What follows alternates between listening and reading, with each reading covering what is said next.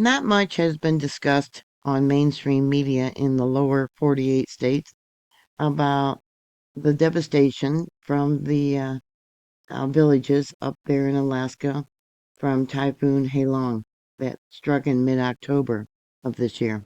The storm caused catastrophic flooding, destroyed homes, contaminated water sources, and scattering over 100 burial sites. One person died and two remain missing, and approximately 650 evacuees were initially sheltered in Anchorage, with many still displaced as winter sets in. The villages want to relocate to higher ground, but government wants them to rebuild. Even their representatives, three of them, can't agree on what they're going to do.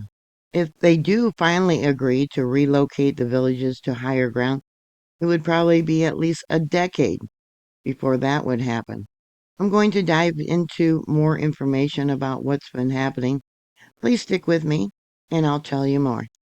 Hi, everyone. I'm Mary with Mary Greeley News. Thank you very much for joining me.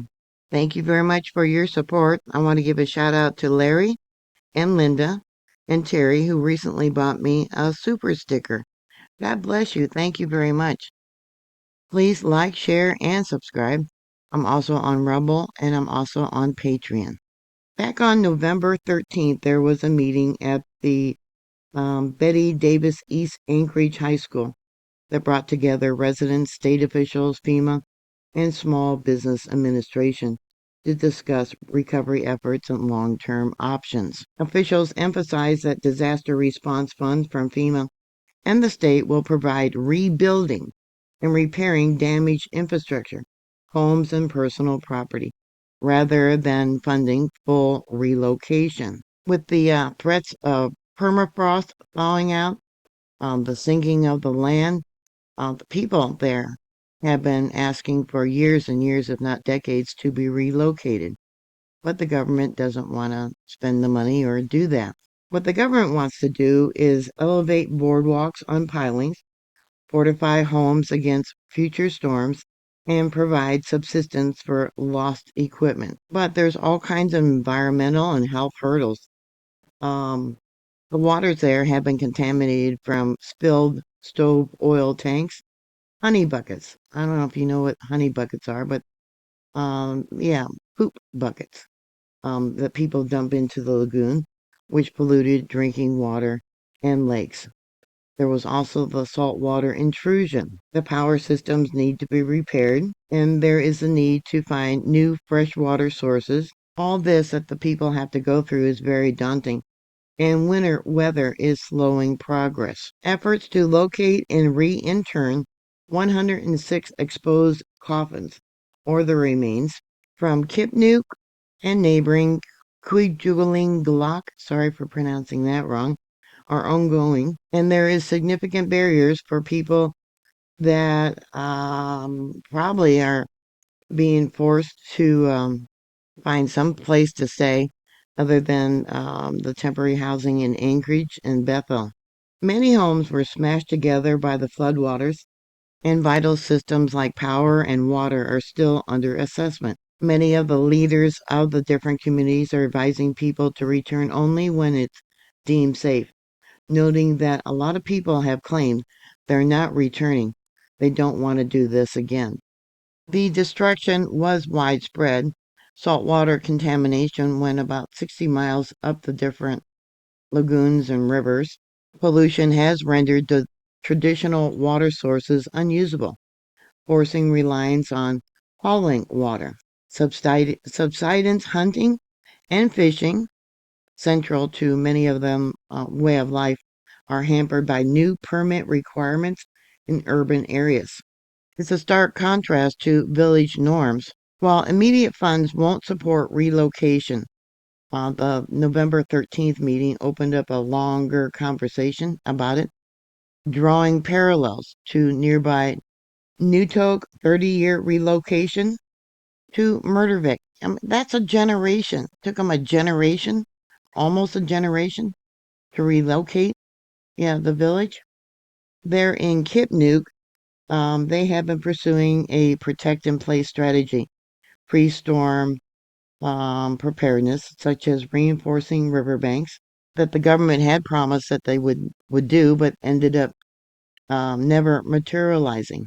There's many logistical challenges for the villages that would end up relocating, but it's probably going to take decades, for that to happen. Proposed sites must accommodate summer barges for essentials like stove oil and other supplies to be brought in. Achieving community consensus on location could take years, compounded by limited federal coordination. And currently, no dedicated U.S. agency exists for the relocation. Relocation would be extremely expensive and could span decades, as seen as what happened in other Alaska Native villages. The people there don't have that kind of time to wait amid accelerating erosion, flooding, and permafrost thaws, affecting now 144 native villages.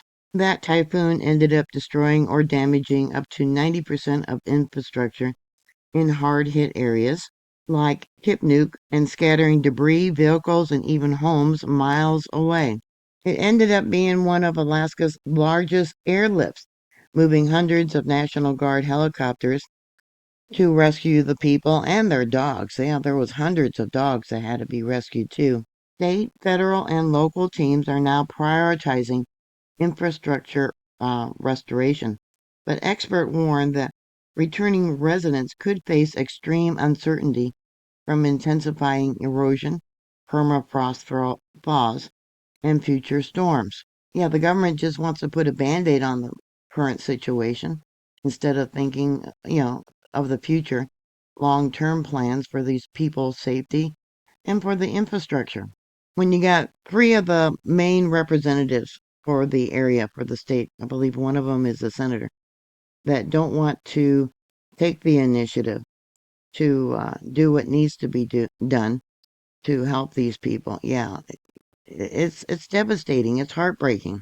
The storm surge pushed saltwater up to 60 miles inland, contaminating freshwater sources, breaching sewer systems, and eroding riverbanks. Subsistence gear, essential for hunting and fishing, and cultural practices was lost or damaged, exacerbating food security issues in these remote communities.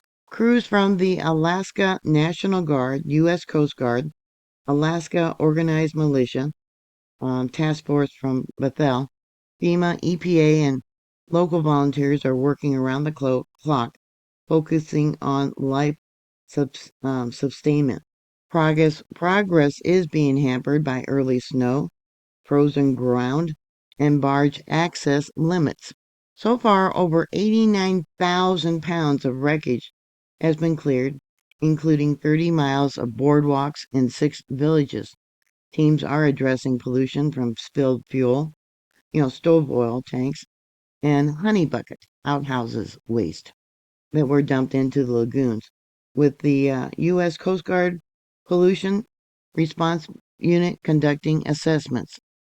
Homes need to be lifted back onto their foundations, replacing soaked insulation and restoring power and sewer systems. Water hauling continues as, their sources remain contaminated by the salt water for good drinking water. People that were evacuated to Anchorage or Bethel face new hurdles like hunting permit restriction, clashing with traditional practices. They're saying that basic repairs could take 18 months, with $4.3 billion needed regionally for 50 years for mitigation. FEMA and state funds prioritize protect and place over relocation, but they don't even do that. There was a $20 million fund that was canceled in May to help with riverbank erosion. Some of the Native Americans there in Alaska want to remain in place, saying that it is their home, while others vow never to return. They just don't want to go through it again. There is somewhere between 115 to 144 villages. 31% of Alaska natives face similar risk from permafrost collapse. And Typhoon Halong accelerated that erosion risk.